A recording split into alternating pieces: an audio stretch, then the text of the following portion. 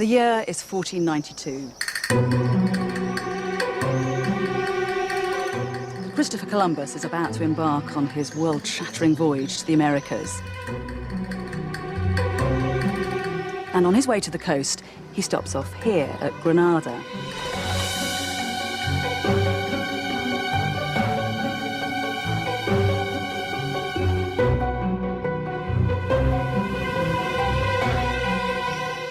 He's the honoured guest of a ceremony hosted by the King and Queen of Spain, Ferdinand and Isabella.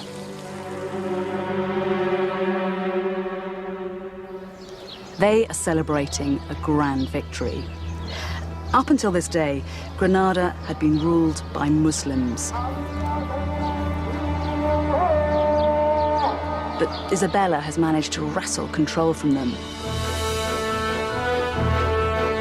Ferdinand and Isabella's victory marks a turning point for Spain and for Europe. The Middle Ages are over, and the West is about to embark on a new epoch of power and discovery.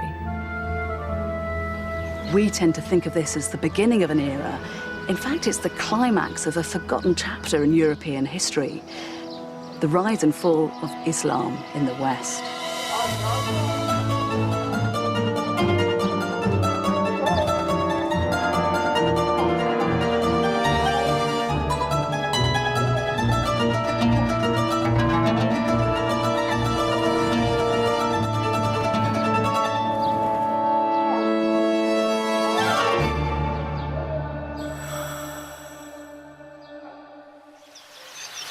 It was Rudyard Kipling who wrote, "East is east and west is west, and never the twain shall meet."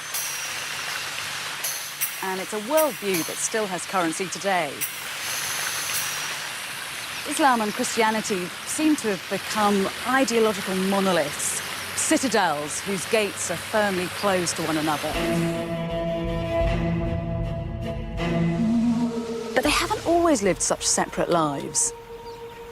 In the year 711 AD, Muslim forces invaded Spain and created a society so rich and so powerful it was the envy of the known world. This wasn't the rigid, ferocious Islam of our imaginations, but a progressive, sensuous, intellectually curious culture that for a number of spine-tingling years looked set to sweep through the whole of Europe. It is an incredible story, but one that has been systematically written out of history.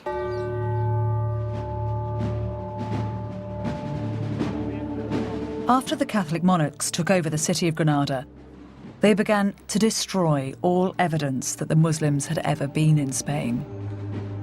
In the following century, the Spanish authorities persecuted and expelled 300,000 Muslims and burned as many as 1 million Arabic books.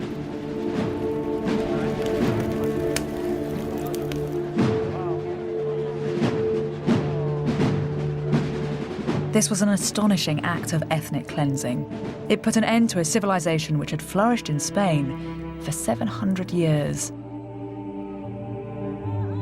These people have become known as the Moors.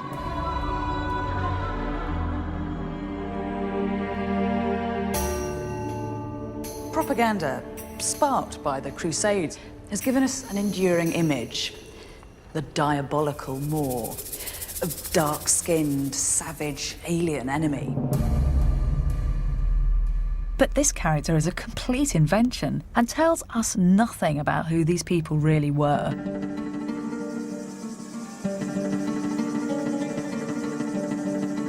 Now, archaeologists and historians are starting to piece together the real story of the Moors in Spain. They're uncovering the remains of hidden cities, discovering the role of Muslims in the revival of the classics, and decoding the meaning of Islamic buildings. A fascinating picture has emerged. I'm going to use this new research to explore what happened when East met West in Europe. If there is one place which challenges the stereotype of the treacherous, bloodthirsty Moor, it's here, the Alhambra Palace in Granada. The Alhambra is one of the most complete medieval Islamic palaces in the whole world. It was built by the Muslim kings of Granada in the 14th century, at the height of their power. Its name means the red one, because the dark surrounding soil has given its stones an earthy reddish hue. The marvel of the Alhambra is its mystery. Not a single account of life here survives. All its archives were incinerated in the fires of the Inquisition. But the Catholics couldn't bring themselves to destroy this place. The Alhambra is one of the wonders of the medieval world. And by preserving it, they've kept a box of secrets that we can use to decode the civilization that built it. Inside the palace walls, the architecture is breathtaking.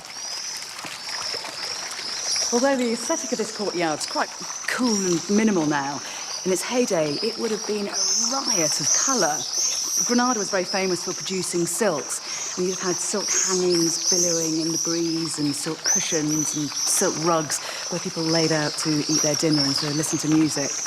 And in fact, it's only when you get down to rug level that you appreciate one of the bits of magic of the place, because from down here, this pool acts like a kind of infinity mirror, and the whole of the palace just looks as if it's suspended in water.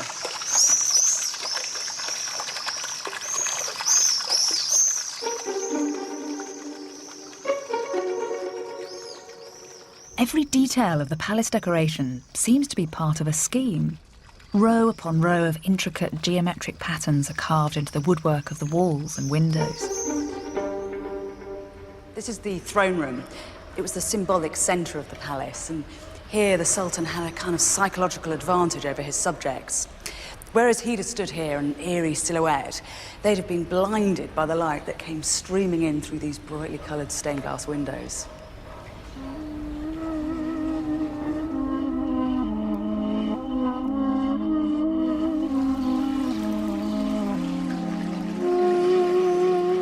The 19th century writer Washington Irving observed, "It's impossible to contemplate this abode of Oriental manners without feeling the early association of Arabian romance. One almost expects to see some dark eye sparkling through the lattice. The abode of beauty is here, as if it had been inhabited but yesterday."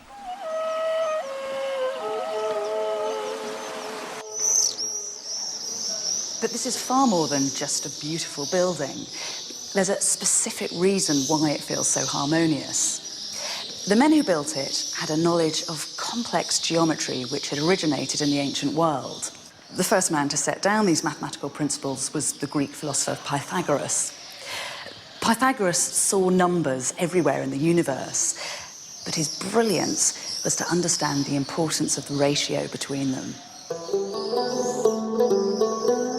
Professor Antonio Fernandez Puertas has spent his life studying the Alhambra. He's discovered that the whole of the building, from the ground plan to the wall decoration, is based around one single ratio. I think everything is so perfect because everything is under control of proportion and very, very simple. You notice that there is something magic about these buildings. There is something marvelous in your surroundings. It's very, very simple. It's the relation between the ground and the elevations of the buildings. It's as simple as that. The king ordered a new palace. He has a limited area to build the palace. To west, east, and south, he was limited. Then he did something ingenious and beautiful. The King of Granada asked his architects to harmonise each and every space within the palace according to a single set of proportions, a family of rectangles, each related to the other. If you want to get proportional rectangle, you have the same base. Take the diagonal, put it up, Yes. and you got successive rectangle, proportional rectangle. The key to the Alhambra's design is the simple relationship between the side of a square and its diagonal. If we use the diagonal to make a rectangle, and then the diagonal from that rectangle to make another, we get a progression of rectangles. The fourth rectangle is double the size of the first, and the diagonals in this sequence are in fact the square roots of 2, 3, 4 and 5. A magical sequence. And are they doing all this just with 2 set squares and a piece of string? Yes, That's very clever. yes. Every part of the intricate network of spaces, all the courtyards, the hallways, the placement of every column was designed using inspired variations of this proportional system. Proportion is also in the elevation. You have the kiosk. Here you build a square, and with the diagonal, you swing it up. Nothing violated this incredibly elaborate system. The Alhambra is a triumph of mathematics as much as it is of aesthetics. Mathematical ingenuity is the root of its beauty.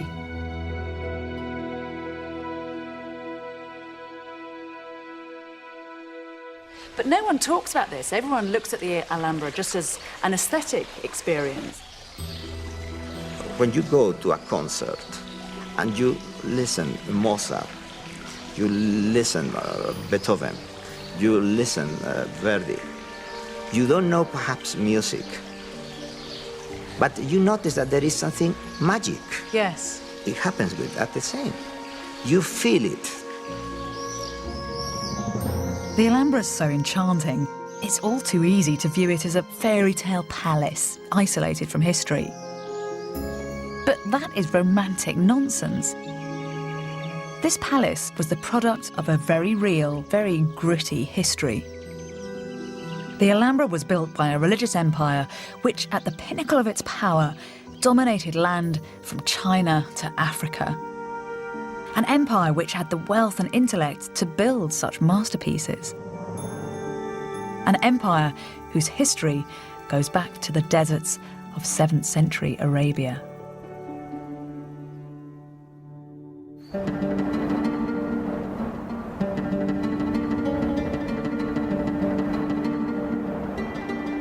At the beginning of the 7th century in Saudi Arabia, something happened which was to change the religious makeup of the world forever.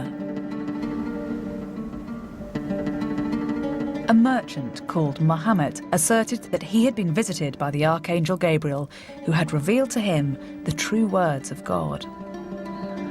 These revelations, which came to Muhammad throughout his life, became known as the Quran. And the religion was Islam. This was a time when people were experimenting with all sorts of cults and religions, many of which fell by the wayside. But the Prophet Muhammad and his followers made an important move. They travelled to a desert oasis where they founded a city called Medina. With a foothold in Medina, Islam was no longer just a nomadic desert cult. It had an urban centre with a social structure. As the religion grew bigger, so it grew more ambitious. Territorial expansion was a characteristic of nomadic Arabs well before the arrival of Muhammad. Tribal leaders would initiate razzia, or raids, on their neighbours. And with the advent of Islam, these gained some kind of spiritual significance. This is what one commander was reported to have said in one of the earliest ever Arabic chronicles. "This land is your inheritance and the promise of your Lord. You've been tasting it and eating from it. You have been killing its people and taking them into captivity. You are Arab chiefs and notables. If you renounce this world and aspire to the hereafter, God will give you this world and the hereafter." They believed they were inspired by the power of God. Within decades, Islamic Arabs had reached as far as Persia in the east. In the west, they'd conquered Egypt, Jordan, and much of North Africa, and were within spitting distance of Europe. But Islam wasn't only interested in territorial expansion. It was also a faith committed to the pursuit of learning. Among the Prophet's first revelations was the instruction, seek knowledge. This meant that from the very earliest days of Islam, literacy and religious study went hand in hand. Whereas a number of other religions of the day preferred to keep literacy the privilege of a clerical elite, Islam actively encouraged it. In the ancient Muslim city of Fez in Morocco, there are many examples of this unique integration of religion and education. This is the Karouin Mosque in Fez, and it's still the heart of religious life here. It was founded in 859 by a woman, both as a religious and as an educational establishment.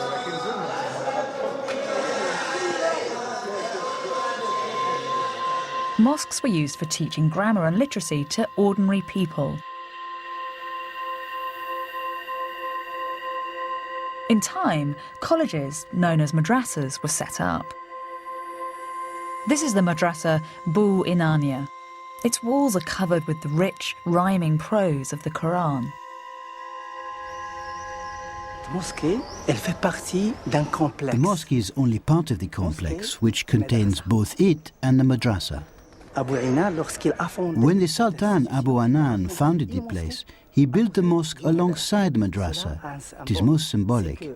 The mosque, built for prayer, was also a place which encouraged education and learning. As you can see, there is no separation. When the Quran was given to the Prophet who was illiterate, the angel told him, read.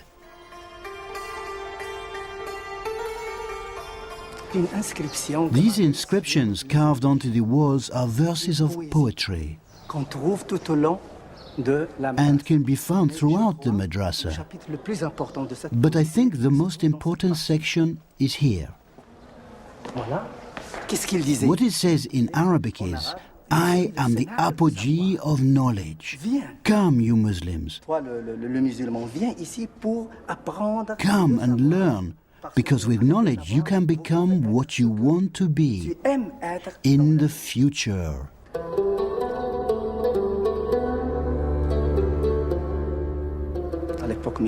During the medieval period, knowledge was high on the agenda in the Islamic world. Muslim societies produced many books in the various spheres of knowledge, and these books came to be known worldwide. It wasn't just an enlightened attitude to reading which placed learning at the heart of the Islamic world. Necessity was also the mother of invention. Because the Arabs were nomads and desert traders who often had to travel in the cool of the night, they were well versed in using the stars as guiding devices. This developed into a very sophisticated study of astronomy. Then with the establishment of Islam, that knowledge was applied in a new way. Whenever a mosque was built, the prayer niche had to be orientated in direct relation to Mecca, and there were a number of religious festivals that had to fall on certain days in the lunar year. These were complex mathematical problems for which the Muslims devised precise solutions. Islam became a culture which naturally embraced scientific and mathematical investigation. This uninhibited attitude towards learning meant that when Muslims encountered the teachings of other cultures, they seized upon them vigorously.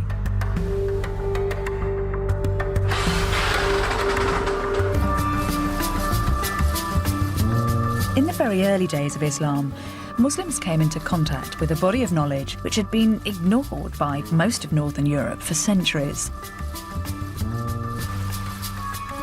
The works of the ancient Greeks. It's once you look at a globe that it becomes particularly easy to understand why the Arabs were such natural inheritors of Greek learning. From the Bronze Age onwards, there'd been a constant exchange of artifacts and information all across the Eastern Mediterranean. And in fact, a number of Greek ideas stem from Eastern and Egyptian influences. The bulk of this knowledge was preserved in the great schools and library at Alexandria. And then in 641 AD, the Arabs take over the city and at a stroke have direct access to this precious learning. Many of these texts found their way to Fez. This is an Arabic translation of Aristotle with an additional commentary by the Muslim scholar Averroes. The translation's done in Iraq, and then Averroes does this commentary in Al-Andalus. There's even an early Arabic translation of the Bible. So it's extraordinary, isn't it, that Arabic's the lingua franca, and everybody's writing in Arabic, even the Bible. And thus ends the Gospel of Mark the Apostle. The contrast with Europe at this time could not have been greater. Here, ancient Greek texts and the rational investigation they contained were often feared as blasphemous.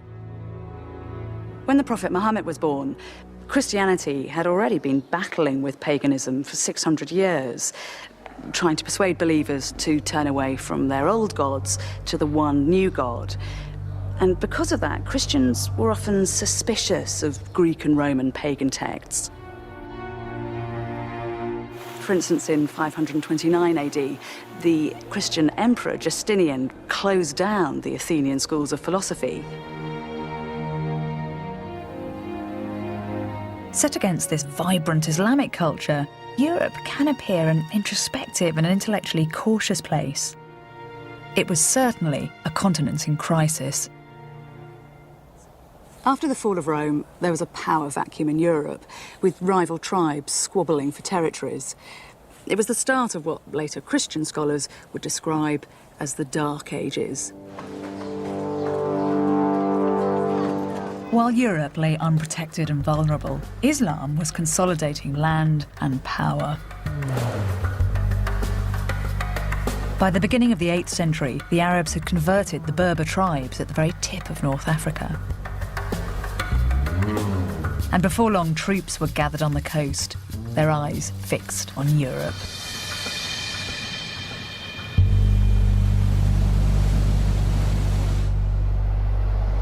This little stretch of water between Spain and Morocco is only 9 miles wide, but it's come to represent some kind of cultural chasm between Europe and Africa. But in the 8th century, when sea travel was the way to get around, that wasn't a barrier, it was a highway.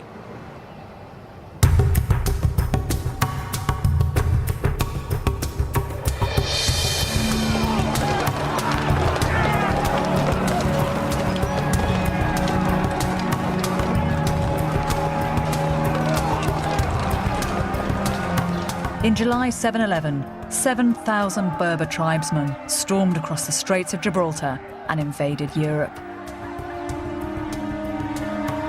The Muslims then began an incredible process of expansion. In just 4 years, they'd colonised almost the whole of Spain, had crossed the Pyrenees, and were only halted at Poitiers in France. Were it not for this reverse, an army which had swept across 2 continents might easily have crossed the English Channel and occupied Britain. The Muslims called the country they came to Al-Andalus, the land of the Vandals. This refers to the Germanic tribe who ruled Spain at the time, the Visigoths. Spanish historians have traditionally seen the Muslim invasion of Spain as a terrible and violent attack, an assault on Christian Europe.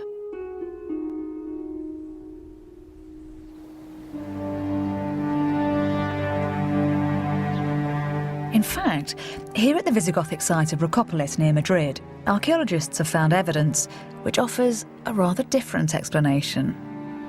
The city of Rocopolis, in fact, was the royal city founded by the Visigoths in order to demonstrate the power of the new states. Dimensions were spectacular for this period. And this complex is the most important discovery in Western Europe. What was it at the time that the Muslims were invading? What was the state of the city then? They founded not only here in this part of Iberia, but in everywhere of the Al-Andalus. They founded cities in crisis. Social crisis, of urban crisis. The traditional explanation is this idea that when the Arabs came, the society collapses and the city collapses. It's not true. It's not true. The collapse of the city started during the Visigothic period.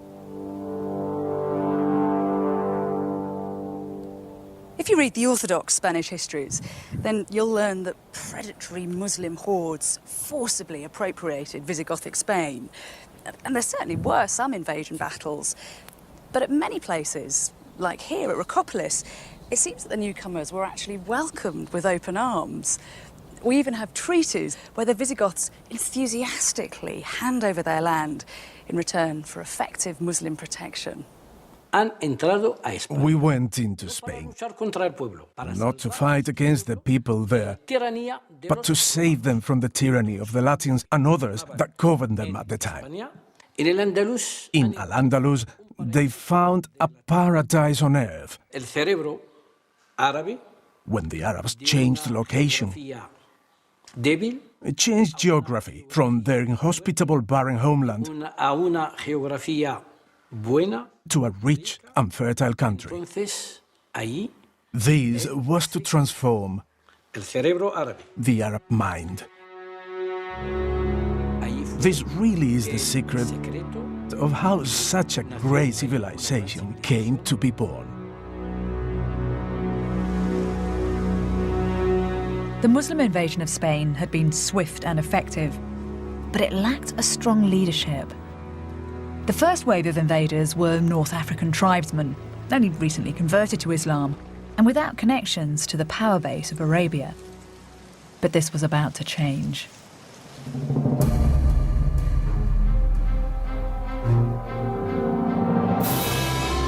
In the capital of the Muslim world, a political coup left all the members of the ruling dynasty massacred.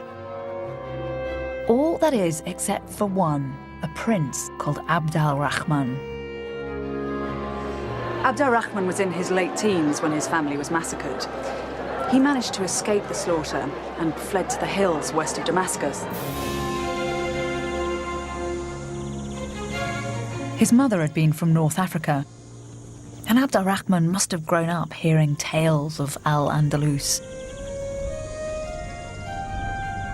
And so he made a dangerous journey across the Nile and the deserts of Egypt, heading for those distant lands.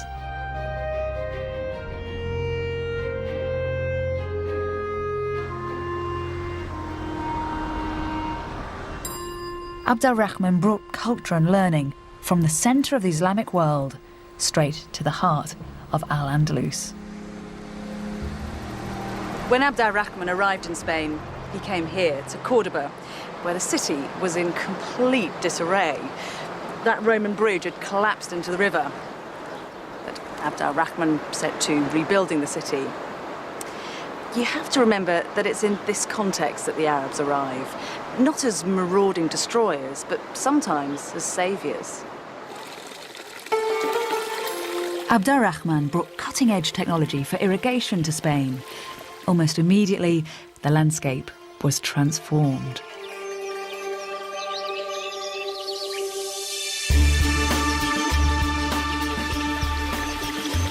Palm trees, lemon and orange groves, avocados, artichokes and pomegranates, none of which had been seen in Europe. Because of Abd al-Rahman's sophisticated trade network, this new agriculture created huge wealth. And these riches were used to build one of the greatest cities in the world. While the inhabitants of London were still living in wooden houses, the people of Cordoba had built a cosmopolitan city with a population of over 100,000, the largest settlement in Europe.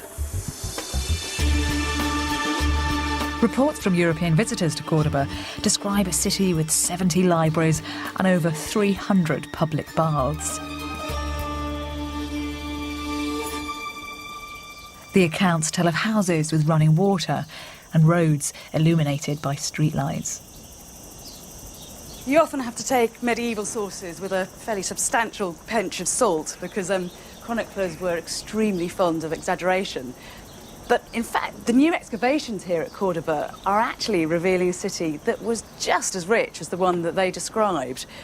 These monumental palace walls belong to a Muslim aristocrat, and this channel over here is part of the water system that brought Cordoba its famously effective sewage works, as well as the fountains and the baths that so impressed all those European visitors. Cordoba was described by a 10th century German visitor as the ornament of the world.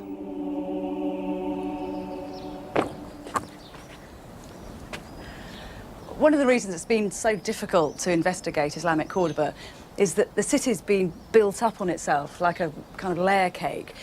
But here, the archaeologists have taken away the modern level to reveal that Islamic layer there, and then down at the bottom, a Roman mosaic. Abd al-Rahman built Cordoba on top of what had been one of the largest cities in Roman Spain, outshining all that went before. And his greatest achievement was this: the Great Mosque of Cordoba.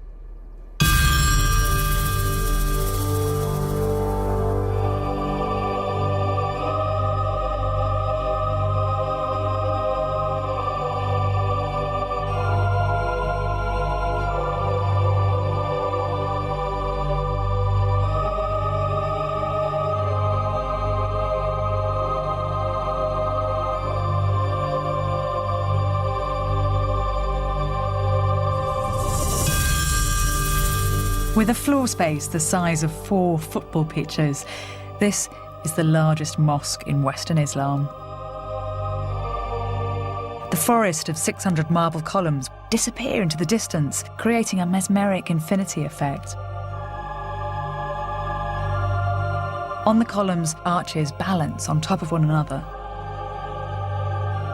Its shell-shaped prayer niche has an extraordinary acoustic, making any word spoken inside audible to the entire congregation.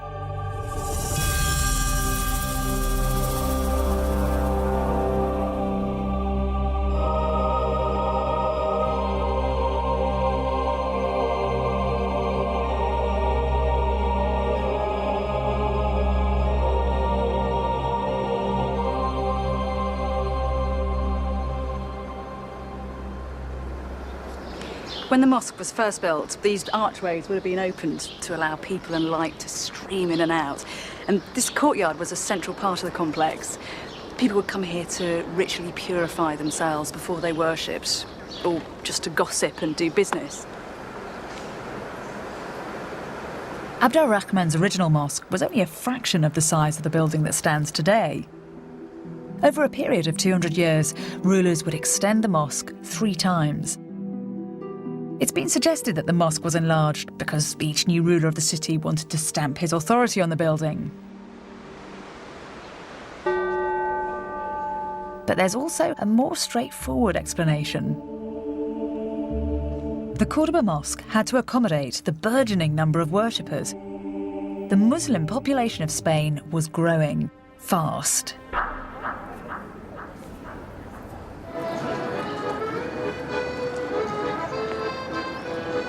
Modern Spain has been reluctant to acknowledge that its indigenous population converted to Islam in droves. Standard history books present the Muslim occupation of Spain as something that was superficial, just a surface colonisation by an Arab elite, not a presence that had any kind of lasting impact on the bulk of the population. New archaeological evidence is turning that idea on its head.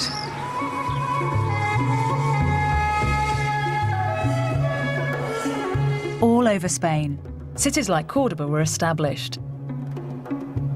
Even Madrid was founded by Muslims. The original Arab walls still stand behind the royal palace. How far did Muslim communities spread through Spain? We see remains dating from the time of the Al-Andalus almost everywhere. People were Arabized, losing the form of Latin they were speaking until then, And they were Islamized in the sense that they dropped Christianity and converted to Islam in massive numbers. In a way, the Islamization and Arabization of territories like Al-Andalus is very similar to what happened to the Roman Empire, when people wanted to convert to the values and to the cultural values, to the religious values, and to the way of living of what seemed to be a civilization which had lots of advantages. I think it's very easy to forget that at this moment in time, Islam is a culture of innovation, isn't it? As you said, it's drawing in ideas from the East. It's a culture of phenomenal innovation. The opportunities of living because of the market, because of the trade relations and so on, which were much more interesting.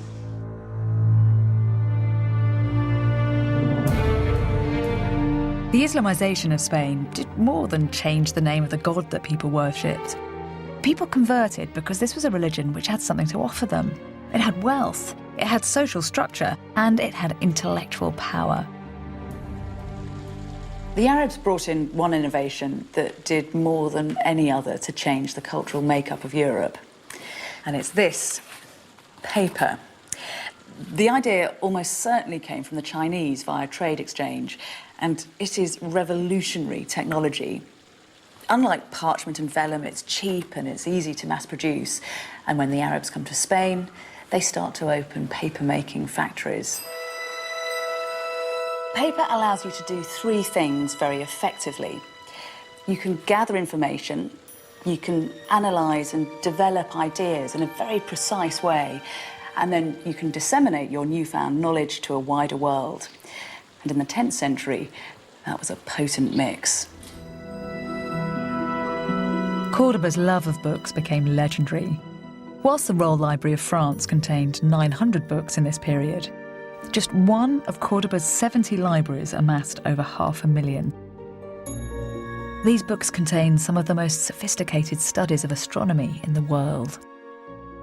In Northern Europe at this time there is nothing, but there is nothing that can be considered the result of sophisticated astronomy. Why do you think Muslim scholars were particularly interested in the heavens and the revolution of the stars?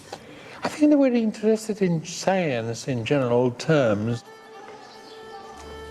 For example, calculating the sacred direction. If you have to say your prayers, you must face towards Mecca. Calculating the direction of Mecca from a given place is not so easy. It is a complicated mathematical problem for which the Arabs had exact solutions from the 9th century.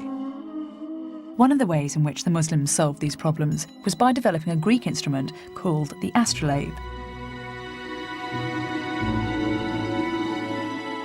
The astrolabe enabled nighttime navigation, which helped to advance sea travel, and this in turn set the stage for the coming era of worldwide exploration and discovery. Cordoban scientists were streets ahead of the rest of Europe, especially when it came to medicine. This account comes from an Islamic physician who encountered a Christian doctor at work. They brought me a knight who had an abscess on his leg and a woman suffering from consumption. I made a plaster for the knight and the swelling opened and improved. For the woman, I prescribed a diet to revive her consumption. But then the Frankish doctor arrived and objected. "Bring me a strong knight with a well-sharpened battle axe," he said. The knight struck a blow, the marrow of the leg spurted out, and the wounded man died on the spot.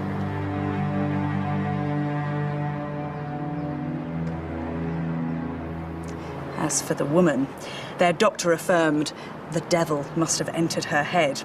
Then he grasped a razor and cut an incision in the shape of a cross, exposing the bone of the skull and rubbing salt into the wound.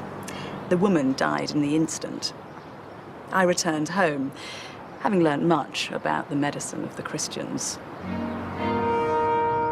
The hospitals of Cordoba were performing operations which wouldn't be seen in the rest of Europe for hundreds of years. The city's most famous surgeon was a man called Abu Qasis. He spent 40 years compiling a hugely influential medical compendium. Chapter 30 dealt with surgery, And these are just some of the instruments that were illustrated in that chapter. This is a specialist device used by eye surgeons for the relief of hypertension. And these two over here were employed to perform successful tracheotomies. And in fact, the Abu Qasis method was still popular well into the 20th century. As well as large scientific collections, more everyday documents have survived from Islamic Cordoba. These give a detailed insight to the society that was created here. What kinds of things are being recorded on these bits of paper? In this document, there was written everything, absolutely everything. So does that mean that people in the lower classes of society could read? Yes, there are poor people with a very good education. The education is a way to be a better Muslim. So being a better Muslim means that you know the Quran and you know everything of the law. The law is not a king law. It is the God law. Divine law. Divine law. Have you got any physical examples of these documents? Yes, I have one. Well, it is a contract about plowing the land.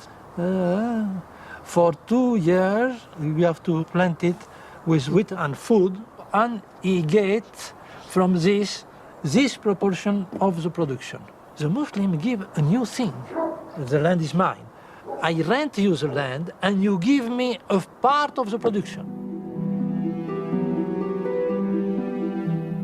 People are interested not in having hunting lands like a lord or squire in England. The landlord rent his land.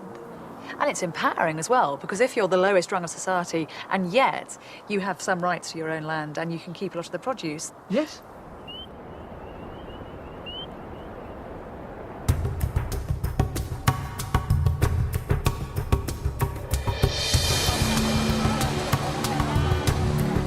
Every piece of evidence from Cordoba adds to the picture of a civilized and highly sophisticated city. It had medical centres, an organised legal system, and libraries full of academics and scientists working on ideas which were light years ahead of anything else in Europe. By the 10th century, Cordoba had become the official capital of Al-Andalus. People flocked here to work, either in the city's shops and markets or on rented land outside. In the year 912, a new ruler came to power. He was to take Cordoba to even greater heights. Abd al-Rahman III was only 21 when he became ruler of Cordoba.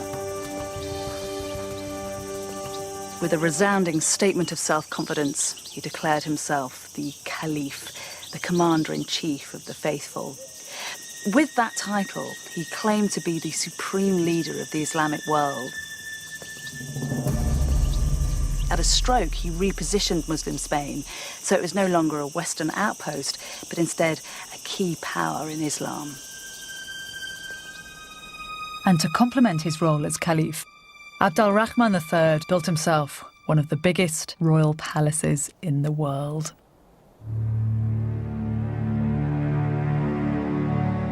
While the English kings of the same period were living in modest wooden halls, Abd al-Rahman III needed 10,000 workmen to construct this enormous palace complex, which was decorated with African white marble.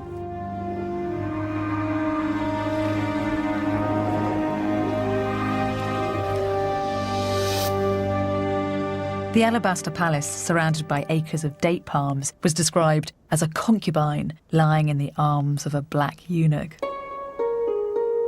It was called Medina al-Zahra, after the Caliph's favourite.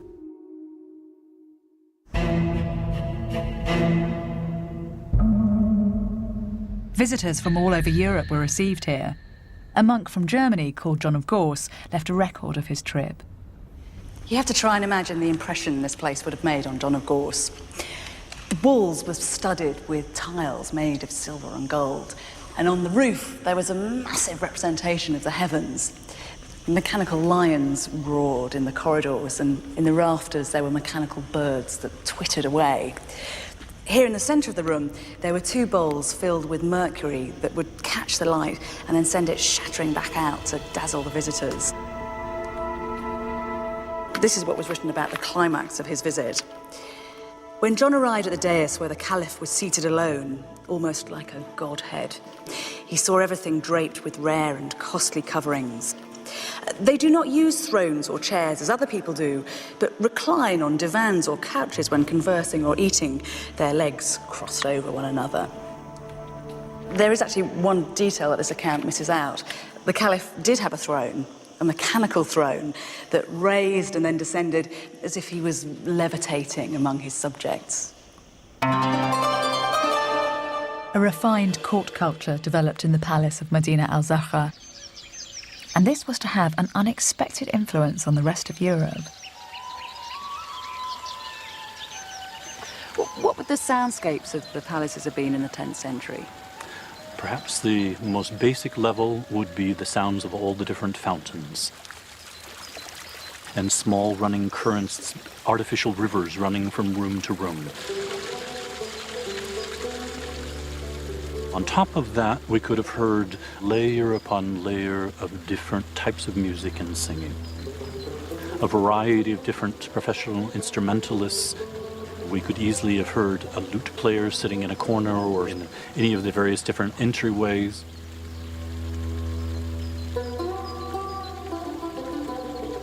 There would be a slightly more formal presentation of a singing girl. What were these singers expected to do? Were they concubines as well? Well, in some sense, we're doing an injustice by just referring to them as singers. These women were entertainers at every level. They had to be able to converse. They had to be able to discuss intelligent subjects. They had to be able to compose poetry, recite poetry. For Arabs, poetry is the single most important art of their culture. If we look at a picture of the entire world, there are only 3 cultures that we know of that had developed end rhyme by the 7th century: China, India, and the Arabs. Love is a welcome malady. Those who are free of it want not to be immune, and those who are stricken want not to be cured. The courtly love tradition has long been seen as something European. It came to form the basis of the Western concept of romantic love. But this cornerstone of our culture originated in Islamic Spain. Perhaps one of the most exciting moments, the transfer, if you will, of Arab music and poetry from the south to the north, happens in the year 1064 in the city of Barbastro. Neighbouring French knights besiege the city, which falls. Its booty includes hundreds of singing girls who go to the second-in-command, William VIII of Aquitaine. He would receive a large number of Moorish singing girls, which he then took back with him to France. He died at a fairly young age, and his heir, William IX, inherited this household at age 15. And William IX is known to us in literary history as the first troubadour. So it's almost positive that William IX would not only have grown up as a child in a household in which there were Arab singing girls, but at the age of 15, he actually became their master.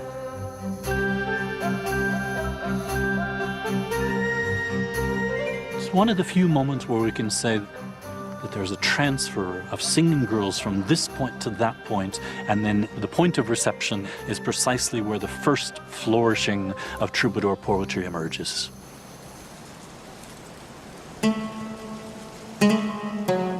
But the glorious court of Medina al-Zahra was not to last forever.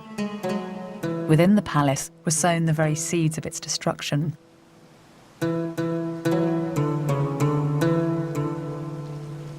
Abd al-Rahman III had invested much of his money and interest in art and culture, and had paid very little attention to the military.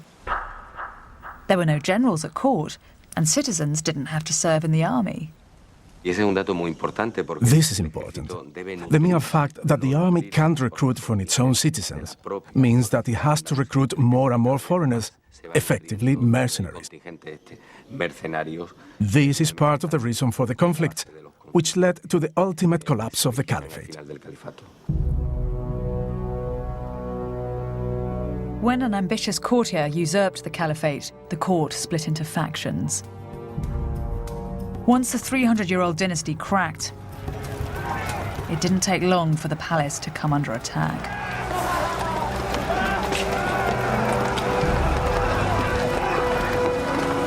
Medina al-Zahra was quickly smashed and plundered.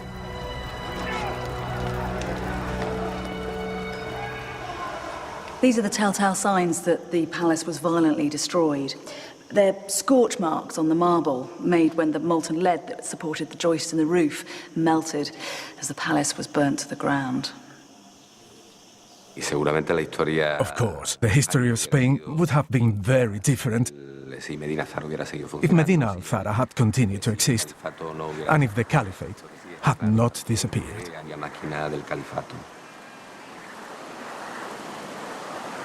Rahman III's unique dynasty had come to a terrible end.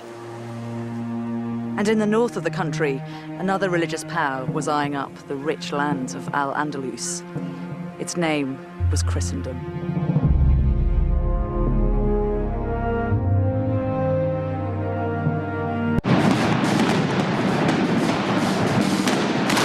Al-Andalus's golden age was over.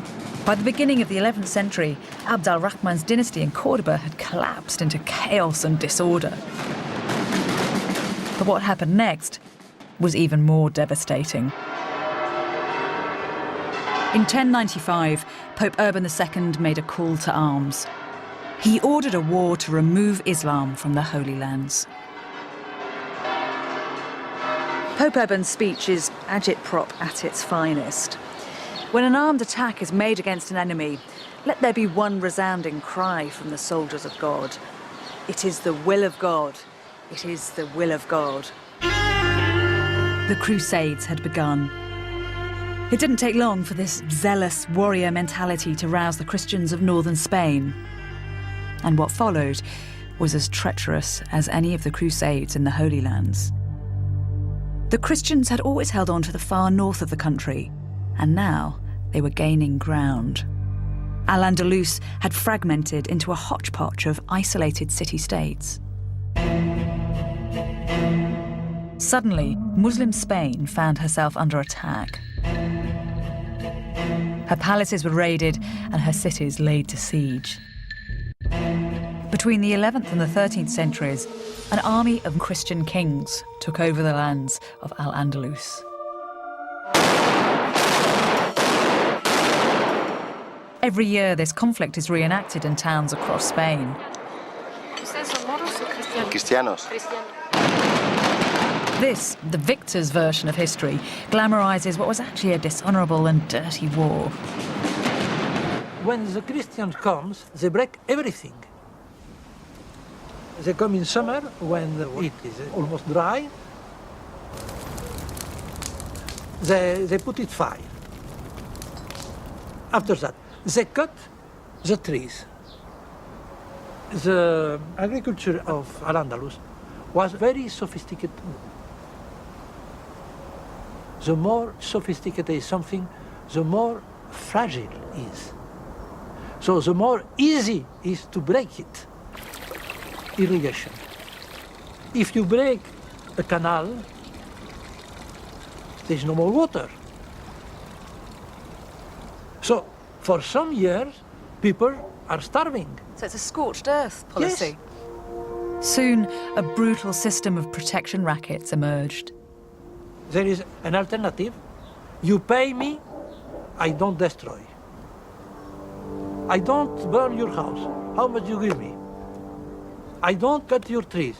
How much do you give me? This one. It is a way of the mafia in Chicago. For 1 century, all the 11th century, all the Christian Spain lives at expense of Muslim Spain.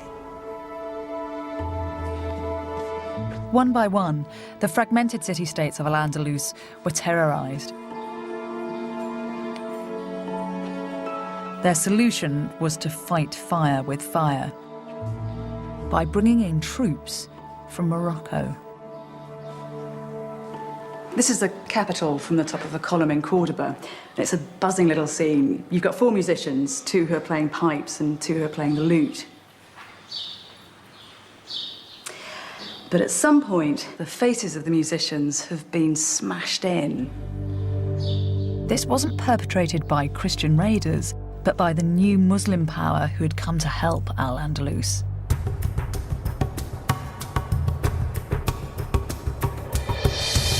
The troops who came as military support were strict fundamentalists with a fearsome fighting reputation.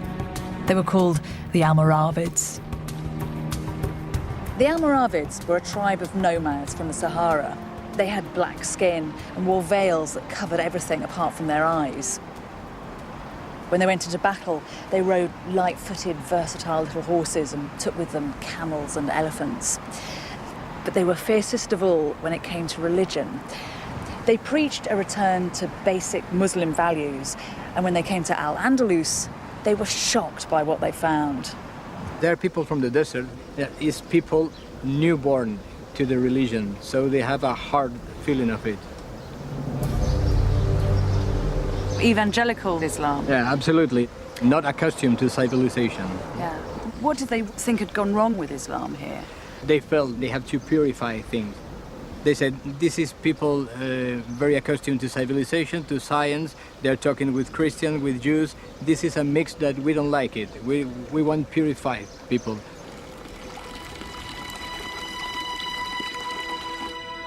With the barbaric Christian raiders on one side and these new fundamentalist Muslims on the other, Al-Andalus was crushed. It descended into corruption. A Christian king would provide military aid to a weak Muslim king in return for a substantial payment of gold coin. The whole of Al-Andalus was subjected to this system of extortion. The trouble is, modern Spain chooses to remember this war rather differently. La Reconquista, the reconquest, is presented as a valiant crusade in which Spain is returned to its rightful Christian owners. This pantomime version of history is personified in many of Spain's national heroes, the greatest of whom is a knight called Guzman el Bueno. Every town in Spain has a street named after Guzman el Bueno. He's one of the country's best-loved historical figures. The story of when Guzman defended the town of Tarifa from Muslim raids is well known in Spain. Guzman's descendants, the Medina Sidonia family, became one of the richest landowners in the country. The Duchess of Medina Sidonia has discovered something remarkable about her illustrious ancestor. Guzmán el Bueno is the first of the Guzman family we know about. He is the founder of the family. He came here and lived in this very house.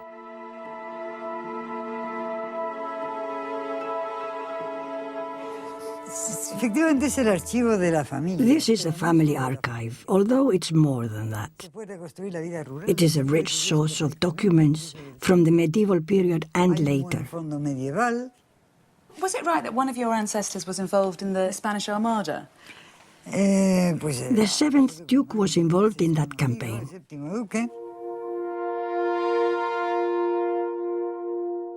This document dates from 1288. We know my ancestor was in Al-Andalus a year before because he bought a farm. And this document mentions it. It's a permit for him to export 300 bushels of wheat. Look, you can see the word wheat. And what it says is that he is allowed to take this overseas, to where he is from.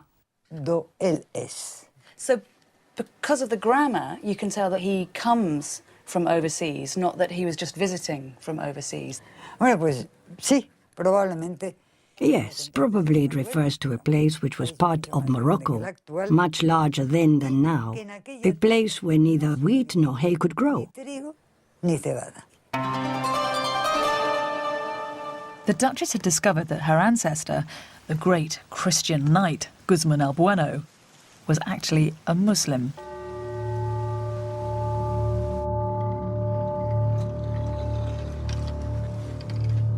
This is really a piece of human history. It dates to 1297. The king refers to Guzman as my vassal because he is a foreigner. Guzman the vassal? If it wasn't written here, I wouldn't believe it. It was very common for Muslims to ally themselves with Christian factions, especially when Christians were warring with each other. It must have been quite a surprise to discover that your ancestor was a Muslim. Yes, a great surprise. This is because there had been a chronicle which dated back to the 16th century, in which the Guzman family had cleaned up its political and ethnic past. Guzman was said to have been born in León. They didn't just do this with the Guzman family, but with all the families that had doubtful ancestors, ancestors of doubtful race. They cleaned it all up.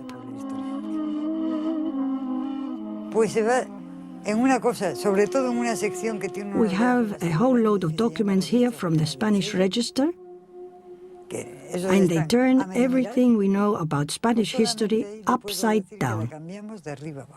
The Spanish are simply inventing history.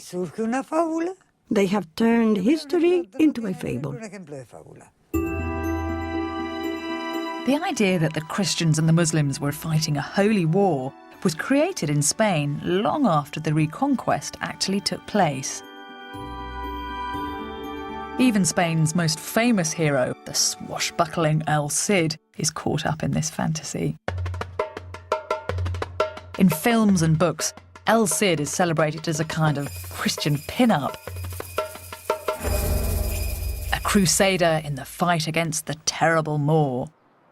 But El Cid spent his life, like El Bueno, as a mercenary, fighting for whomsoever would pay him. The name Cid means the master in Arabic. So El Cid's an Arabic name? Yes. In fact, he was the king of Valencia when Valencia was an Islamic city, and he didn't change anything there. So he had Muslim allies? That's it. Yeah. That's not the story you hear, is it? No, I think the history is much more interesting than the history you hear. So he was a Christian king, but he didn't force the Muslims that he controlled to convert? No, he was... In fact, we cannot see the Reconquest as a process of conversion. This is a process of trial and error, of people gaining lands and people gaining prestige. It's just realpolitik. It's all about getting land. That's it. We are painting now everything with an religious ideology, but it's not. So religion's a kind of convenient excuse rather than the driving force? Absolutely. Religion is always an excuse. El Cid and Guzman el Bueno weren't simply Christian soldiers fighting a Muslim enemy. If anything, this was a civil war, with both sides desperately scrabbling for land and wealth. The idea that the Reconquest was something cut and dried, black and white, something that cleaned up society is absurd. I don't know who came up with that idea. The Spanish historian Palencia said that the Reconquista was nothing but a civil war between Spaniards of two different faiths. Spain is full of dazzling reminders of how the righteous Christians won the country back from the diabolical Moor. The country's most popular saint is called Santiago Matamoros, St. James, the Moor Slayer. But this romanticised version of history distorts the true nature of this conflict. This was not a holy war. Al-Andalus was destroyed in a dirty grab for land, which lasted for over 300 years.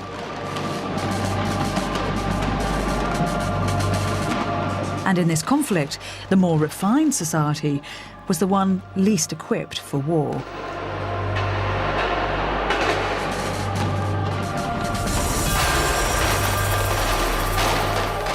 It was the Christians who had little to lose and most to gain.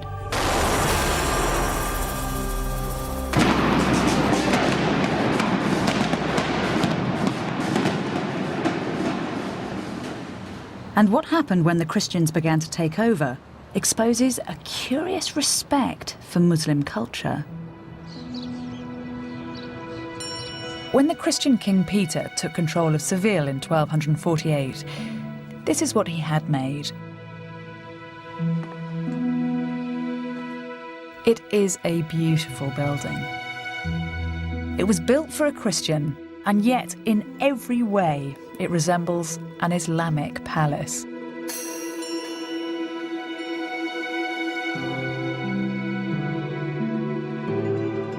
On the walls there are inscriptions from the Quran, and above the door there are dedications to its owner, calling him Caliph rather than king. The conqueror has been conquered by the culture.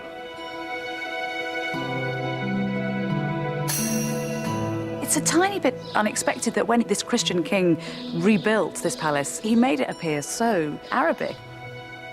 It feels as if we're in the Alhambra here. Well, this palace has many relations with the Alhambra, especially with the Court of Lions. Both builders, King Muhammad V of Granada and King Peter I of Castile, were friends. You have to consider that in Europe, at this time, there was not an architecture of such a splendor comparable to Al-Andalus. And this made a very big attraction for the Christians. And this is why this architecture was used by the Christian to show to the nobility of the kingdom the power, the authority, this room covered with this marvelous dome. It symbolized a power, because it's the heavens that turns around the king.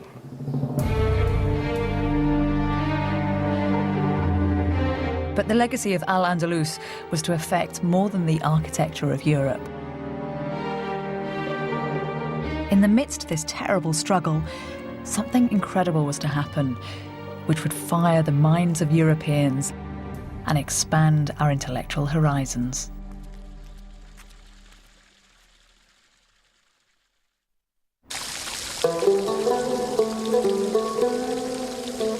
At the same time that it was being splintered by Christian encroachment, Al-Andalus was at the centre of one of the most influential shifts in thinking that Europe has ever seen.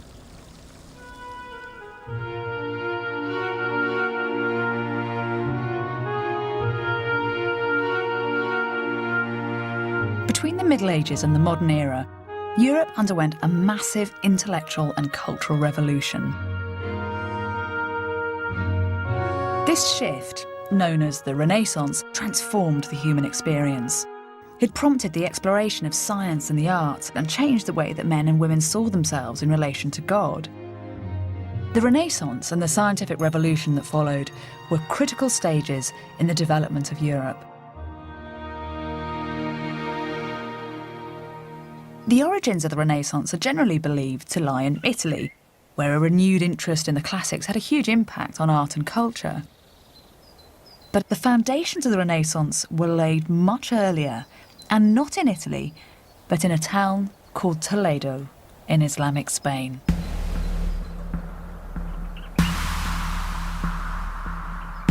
Toledo was one of Al-Andalus's vulnerable city-states, and in 1085, the Christians seized control of it.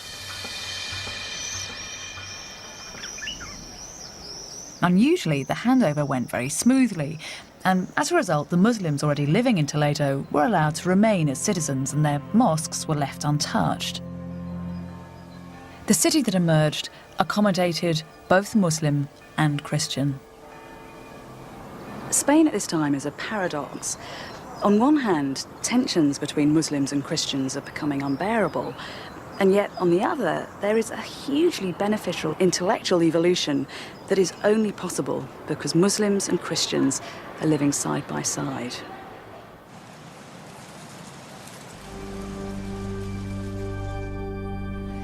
When you first walk into this building, you'd be absolutely justified in presuming that you'd come into a mosque.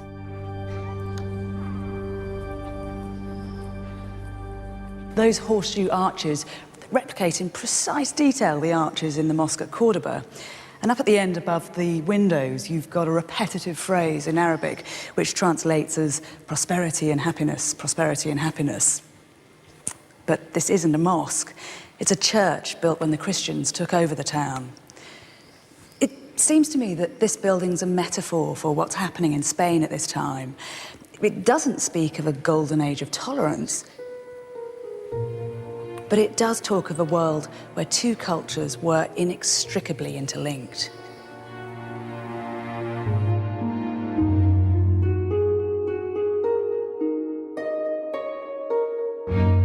When Toledo fell to the Christians, its doors were opened to travellers and intellectuals from all over Europe. These people mixed with the Muslims in the city, learning their language and reading their books. Many of the adventurers came from England. In the late 1100s, an Englishman known as Daniel of Morley travelled to Europe to study. But as his autobiography reveals, he was disgusted with what he found there. I stopped a while in Paris, and there I saw asses rather than men, pretending to be very important. They had desks in front of them, heaving under the weight of 2 or 3 immovable tomes, but because they did not know anything, they were no better than marble statues. I did not want to get infected by a similar petrifaction, but when I heard that the doctrine of the Arabs was in fashion in Toledo, I hurried there as quickly as I could so that I could hear the wisest philosophers in the world.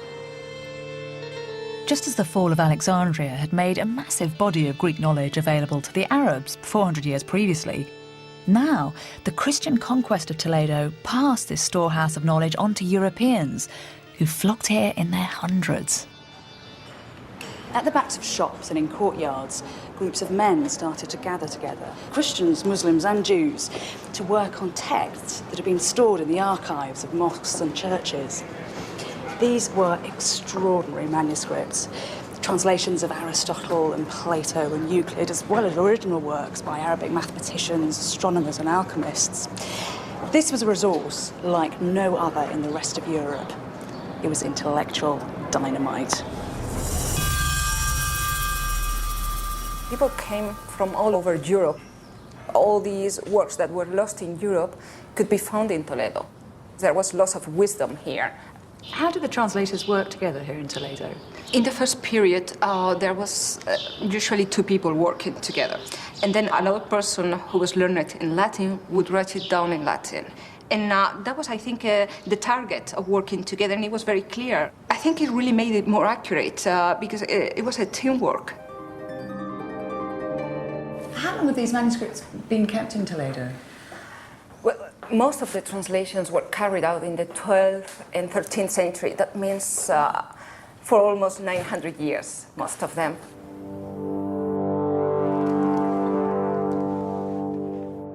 And here we have the preface in red. That's where we learn about the process of translation. In this case, we read that this book was translated by Gerard of Cremona. It is a medical treatise by Ibn Sina, by Avicenna, and it was translated ab Arabico, from Arabic, in Latinum, into Latin, in Toledo. Yeah. It's a very rich document, isn't it? You get a sense of how valued these things were. And there is all these little glosses on the right-hand side. People have been adding comments or explaining words that were not clear. Un momento, por favor. Vamos a...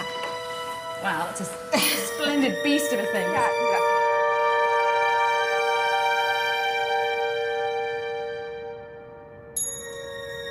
yeah. Is this looks like it's a work of Aristotle, is it? Yeah, this is the Rhetorica by Aristotle. Rhetorica Aristotelis. And here we are, look, here's a man who's working on it. Hermanus Alemanus. Yeah, Hermann the German. Hermann the German. Yeah, even Germans came all the way to Toledo to find all these texts. And in this case, it is a commentary by Averroes on the text of Aristotle. And both are translated together. So it's got added value because you've got new Arabic thought coming into the classical text. Yeah, they are adding, they are supplementing, they are completing what was transmitted from the ancient world. Knowledge really is power at this time in history, isn't it? Having a book was something very, very valuable. Do you find during this process that words slip from one language to another? Absolutely. Chemia, that word came into Western languages as chemistry.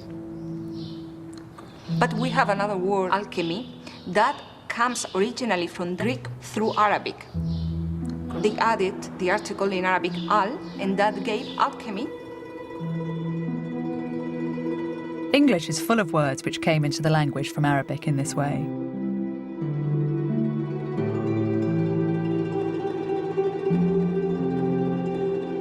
Many of them describe mathematical concepts which were completely new to Europe. Algorithms are named after an Arabic mathematician, and the concept of zero comes from the Arabic sifr, which means empty. It's where we get our word cipher from. But of course, the most obvious and lasting impact is the use of Arabic numerals.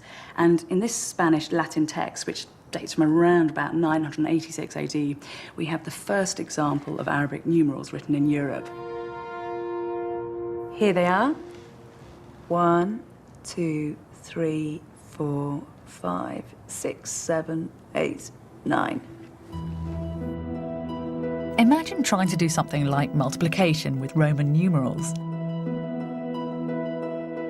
Once the numbers get above a certain amount, they are ridiculously unwieldy. This new, agile numerical system made everyday things like bookkeeping and accounting more accessible. Mathematics developed, and the construction of complex architectural projects became much easier.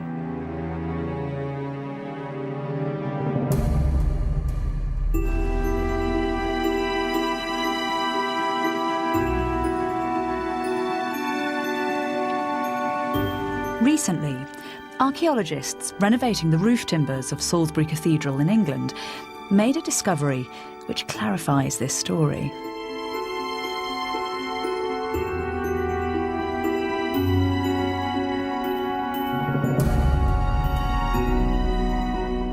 On some of the beams that support the roof, there were a series of numbers that were carved in around 1200 AD when the cathedral was built.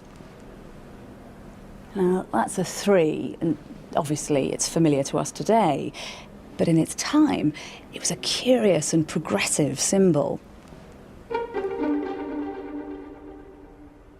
At this time, everyone in England was still using the clunky old Roman numerals, but here in the rafters of one cathedral, a new trend appears to have caught on.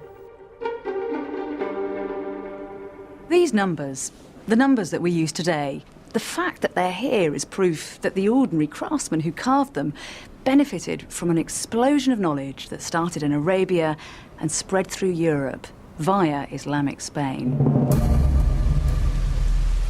And the travellers from Toledo brought more than just practical knowledge back to England. After a number of years, Daniel of Morley returned from Toledo, his cases crammed with documents and volumes. And when he arrived in England, he made an appointment to hand this precious booty over to his patron, who was a bishop. This benefactor was one of a team of scholars who wanted to establish their town as a centre of learning. And the name of the town was Oxford. The universities that were founded in Paris, Bologna and Oxford at this time based their new curriculum on the radical ideas which were pouring out of Toledo. One of Daniel of Morley's compatriots, a man called Adelard of Bath, published this volume just after he got back from Toledo. It's a collection of 76 very basic questions, like why is the sea salty? Why are there tides? How does the globe hang in the air, and do animals have souls? The questions are seemingly simple, but they embody a new spirit of rational inquiry, where a blind faith in God is challenged.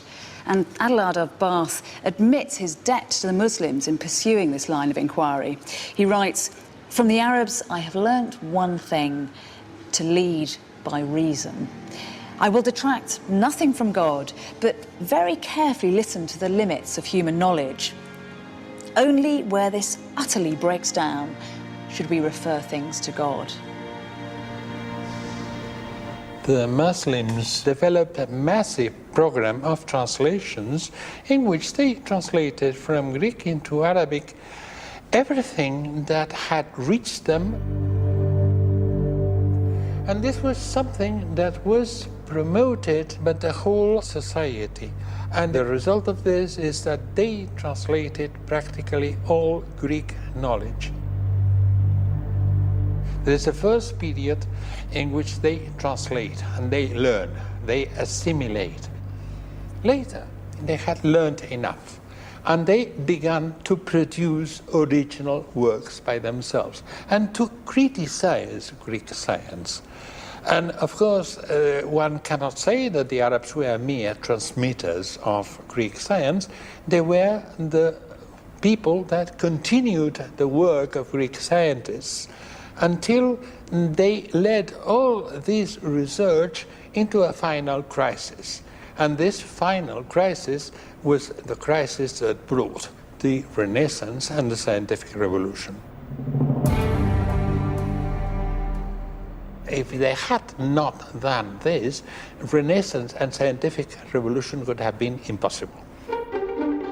It would take time for these groundbreaking ideas to become assimilated into Christian Europe. But once they were, Western intellect was transformed. The works of Aristotle were taught in the new universities. The medical treatises of Avicenna were used in hospitals. And Arabic translations of Greek geometry and those new Arabic numerals were passed on to craftsmen and architects. This was a critical stage in the growth of Western thought. We should no longer see the Renaissance as a rebirth, but the continuation of an intellectual movement which had been nourished centuries earlier by Muslims.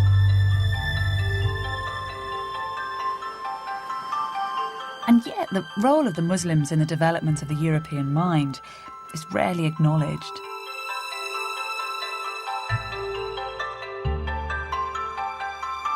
This is a scheme of friezes commissioned by Philip II, the King of Spain. It's late Renaissance, it was finished in 1591. And it's a celebration of the liberal arts and the geniuses of world history. Down there, you've got the Egyptian geometers.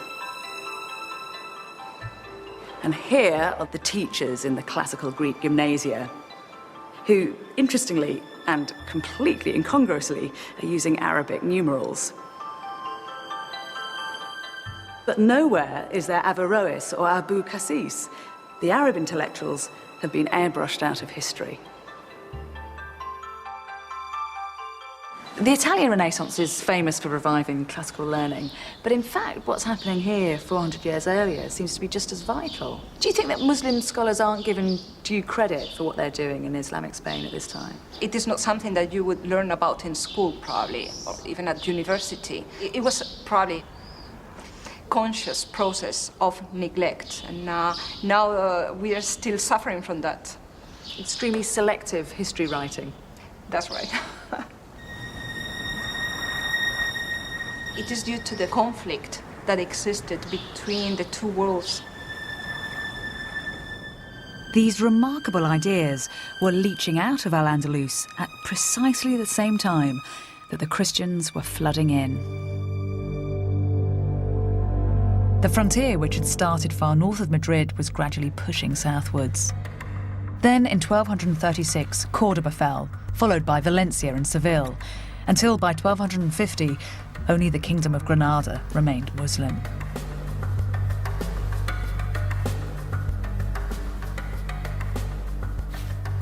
From now on, Spain would concentrate on cleaning the Muslim presence from its country. The Islamic influence on Europe has been quietly laid down. But when it came to the physical expulsion of the Muslims from Spain, that would be an act that was anything but subtle. It was shocking and absolute.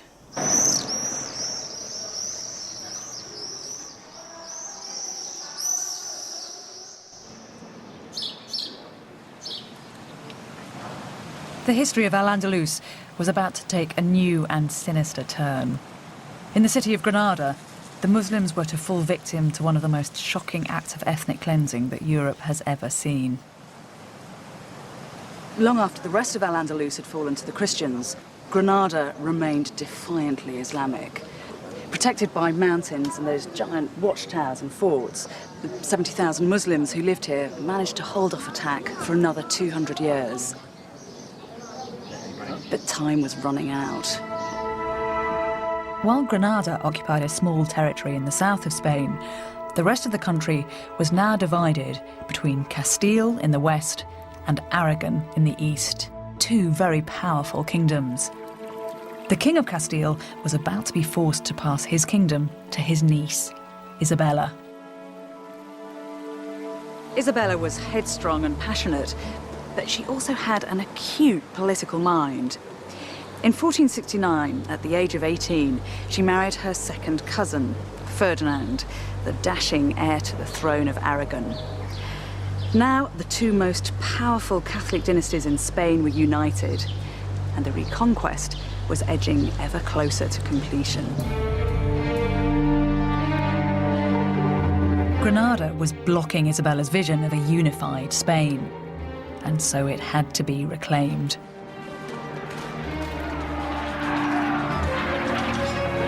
The city was laid to siege for a year before it finally surrendered. On the 1st of January 1492, Ferdinand and Isabella, dressed in elaborate Moorish outfits, which they'd had especially made.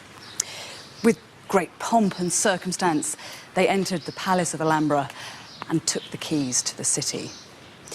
As the Muslim ruler Boabdil left in tears, it was said that his mother spat out at him, "Do not weep like a woman, for that which you cannot defend like a man." Isabella's victory in Granada put an end to an incredible society.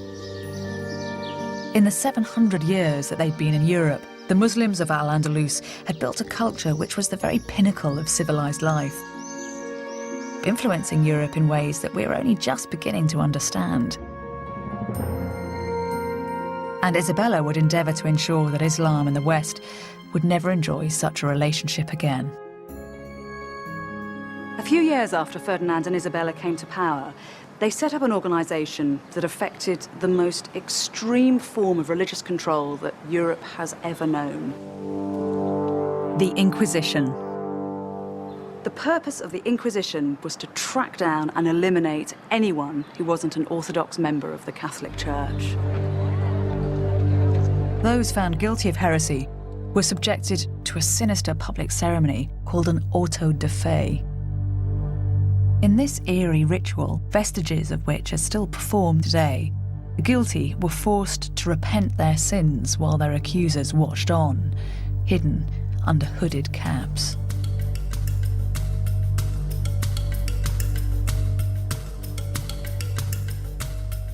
The sinners were then detained. Some were burnt at the stake. Most had their homes and livelihoods taken from them. In 1526, the Spanish Inquisition came to Granada to deal with the Muslim problem. Muslims were labelled heretics and given a stark choice: convert to Catholicism, leave the country, or be punished.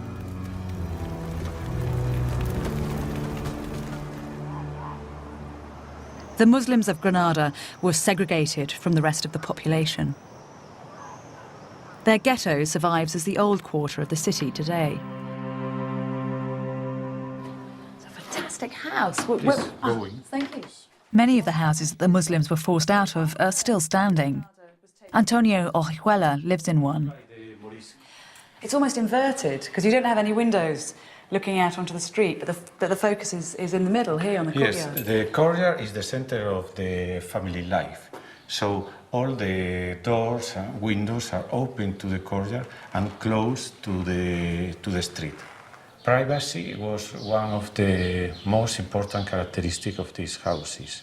Outside the house, they were Christian. They went to the church with the priest, they celebrate the wedding in the Christian way, but then later they came home to celebrate again the wedding in the Muslim style.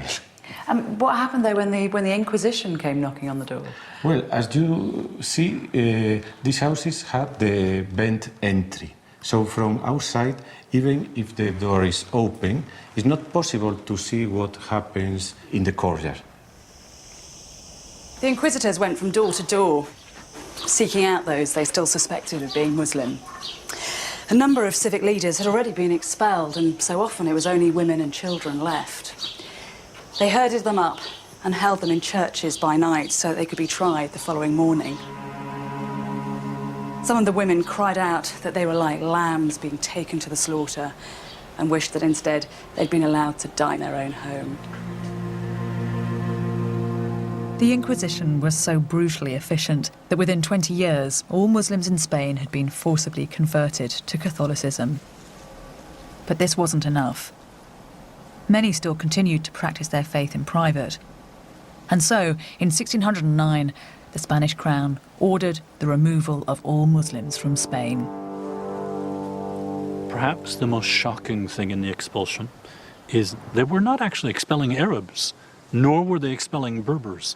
The huge majority of the people that were being expelled by blood, by DNA, if you will, were as Iberian as their Christian cousins in the north who were kicking them out of the peninsula. It's really it's an enormously different vision of what the expulsions were and what they meant when we realize that the people who were being thrust out were as native to the peninsula as the Christian kings. Why do you think the Catholic authorities felt they had to expel the Moors in 1609? The Spanish Empire, for it was indeed by then the empire, simply felt pressed in so many different directions. They were very much afraid of the Turks, who were in fact raiding from North Africa and raiding along the southern coast of Spain. They were fighting wars still in the Americas. There was one internal problem that they simply could not deal with any longer. In 10 years, over 250,000 Muslims were expelled from Spain. Forbidden to take any possessions with them, most sought refuge in North Africa.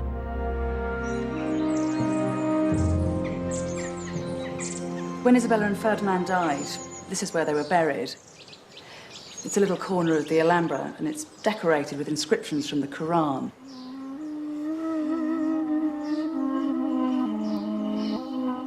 They read, "There is no true God but Allah."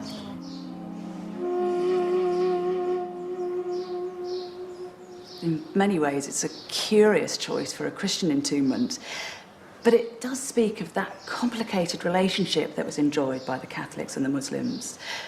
On one level, it says that Isabella and Ferdinand were still half in love with all things Islamic, but on the other, it's a bold and uncompromising statement of control.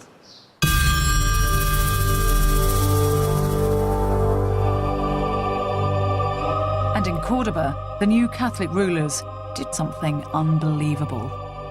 In a daring act of what can only be described as inspired vandalism, architects gouged out the centre of the mosque, but in its place built one of the most spectacular cathedrals in Spain.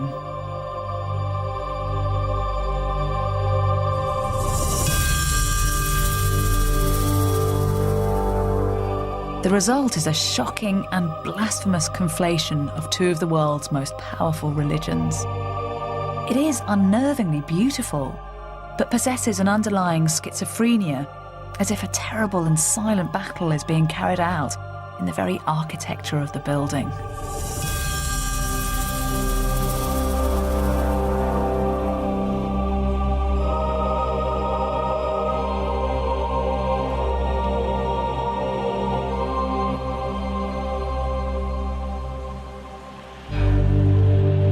Spain's troubled relationship with its Muslim past continued into the 20th century.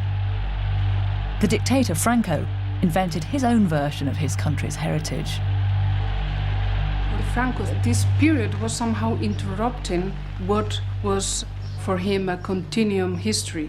He wanted somehow to, if not delete it, he wanted to forget about it. So what he did was to explain the whole Muslim or the whole Al-Andalus as a kind of continuum from the Visigothic period to the Catholic kings, by saying that the Muslims in Al-Andalus were not such big, good Muslims, but much more Christianized. So this is the political use of history. He wanted to explain the identity of being Spaniards. And for Franco, that identity was a continuation from the Visigothic period right through to the Catholic period. Yeah, exactly. Serafin Fanjul is an academic whose books on the history of Al-Andalus are bestsellers in Spain. Do you think that Spanish people today are proud at all of the Arabic episode in their history, or are they ashamed of it? No, not at all. Strictly speaking, it's not our past. It's the past of other people. As a modern-day Spaniard, I would feel very little connection with the Arab past. Spanish people don't live like them. We don't dress like them. We don't feel like them. I don't know how you can say we are the same, because we are not the same. We have nothing in common. Nothing in common. And if I weren't a professor of Arabic studies, I would have absolutely no feeling for Muslim culture.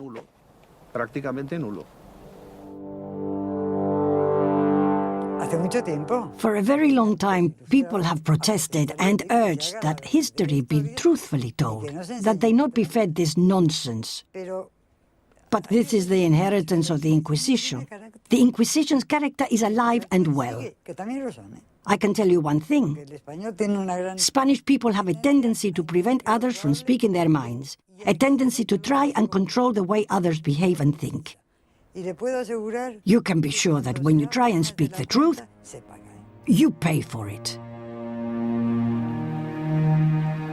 And so Al-Andalus fell. East became East, and West became West. Two distinct cultures, politically and religiously divided. And yet, what the history of the Moors shows is that these two cultures are also linked in ways that we might never have imagined. The West has been inspired by Islam, but more than that, it was in the very act of fighting the Muslims that Europe consolidated its identity.